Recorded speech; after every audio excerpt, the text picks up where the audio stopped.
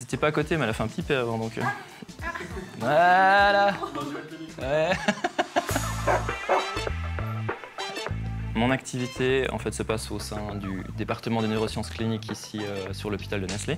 Et je travaille surtout avec des patients qui sont en neurorééducation. Et mon but en fait, c'est d'intégrer le chien dans les thérapies du coup en physiothérapie pour pouvoir amener en fait un peu de motivation et puis en fonction de ce que j'ai envie de travailler avec les patients, de l'équilibre, de la force, ça peut être aussi travailler le bras, la jambe, tout ça. Pourquoi le chien? Parce qu'à la base, moi j'adore les chiens.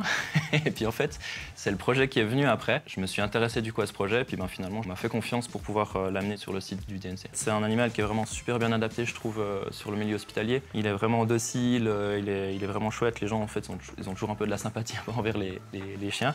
Les qualités requises, je pense que chaque chien est un peu différent. En tout cas, j'ai de la chance que c'est déjà un petit chien qui adore les humains, donc ça c'est cool.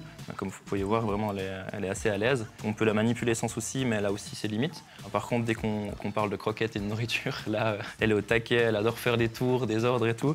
Quels sont les retours des patients par rapport à la thérapie? En règle générale, ils sont plutôt bons. Et j'essaie toujours d'avoir un feedback à la fin aussi, savoir un peu si on continue, comment ils se sentent et tout. Il n'y a jamais personne jusqu'à maintenant qui a dit moi j'arrête, j'en ai marre de travailler avec le chien, quoi. Donc ça veut bien dire ce que ça veut dire, qu'il y a la motivation derrière en tout cas.